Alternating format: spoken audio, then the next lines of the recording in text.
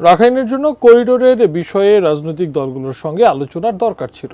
সরকারের উদ্দেশ্যে মন্তব্য করেছেন জাতীয় নাগরিক পার্টি এনসিপির আহ্বায়ক নাহিদ ইসলাম।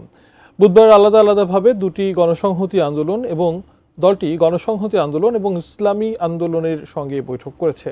রাজনৈতিক ঐক্যমত্যের জন্য এ ধরনের বৈঠক বলে জানানো হয়েছে।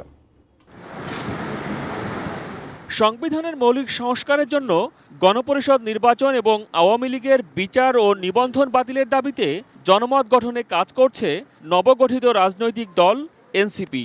এজন্য বিভিন্ন রাজনৈতিক দল ও সংগঠনের সঙ্গে ধারাবাহিক বৈঠক করছে তারা। বুধবার বিকেলে তারা বৈঠক করেন চরমোনাই পীরের দল ইসলামী আন্দোলনের সঙ্গে।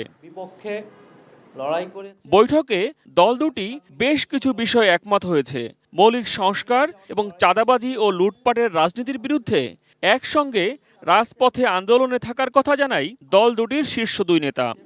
যে এই ফ্যাসিস্ট যে হাজার হাজার মায়ের কোল খালি করেছে, সন্তান হারা করেছে, আমাদের দেশের টাকা পাচার করেছে, এদের বিচার দলগত সহ আগে হবে, তারপর আমরা নির্বাচনের চিন্তা আমাদের মাথায়, তারপর নির্বাচন আমরা চাই, সংস্কার প্রয়োজনীয় হবে, তারপর জাতীয় নির্বাচন।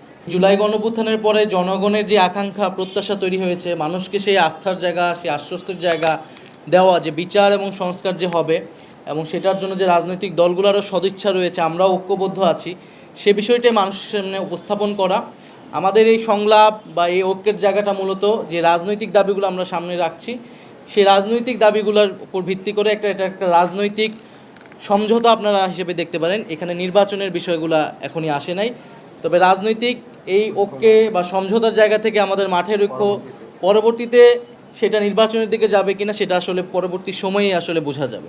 ইসলামী আন্দোলনের পল্টনের কেন্দ্রীয় কার্যালয়ে এ বৈঠকের পর আয়োজিত সংবাদ সম্মেলনে টানা সপ্তমবারের মতো বেস্ট টিস্যু পেপার ব্র্যান্ড হিসেবে স্বীকৃতি পেয়েছে বসুন্ধরা টিস্যু। মিয়ানমারের রাখাইনের জন্য মানবিক করিডোর দেওয়ার বিষয়েও কথা বলেন নাহিদ ইসলাম। এই ধরনের একটা সিদ্ধান্ত, একটা জাতীয় সিদ্ধান্ত নেওয়ার ক্ষেত্রে রাজনৈতিক দলগুলোর সাথে আসলে আলোচনার প্রয়োজন এবং সরকার আমরা এখন আসলে স্পষ্ট হই নাই যে এই করিডোর বা সেখানে রোহিঙ্গা প্রত্যাবর্তনের বিষয়টা আসলে কিভাবে থাকবে।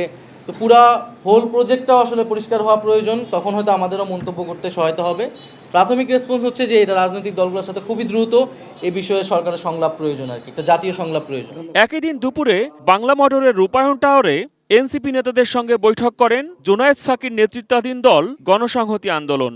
সংস্কার নিয়ে দলগুলোর সঙ্গে ঐকমত্য গঠন করতে এ ধরনের বৈঠক বলে জানান নেতারা। এজেন্ডার ভিত্তিতে মাঠের ঐক্য হতে পারে, রাজনৈতিক ঐক্য হতে পারে, কিন্তু নির্বাচনী কোনো ধরনের ঐক্য বা জোট সেই বিষয়ে আমরা এই ধরনের কোনো ধরনের আলোচনাতেও আমরা এখনো আগ্রহী না।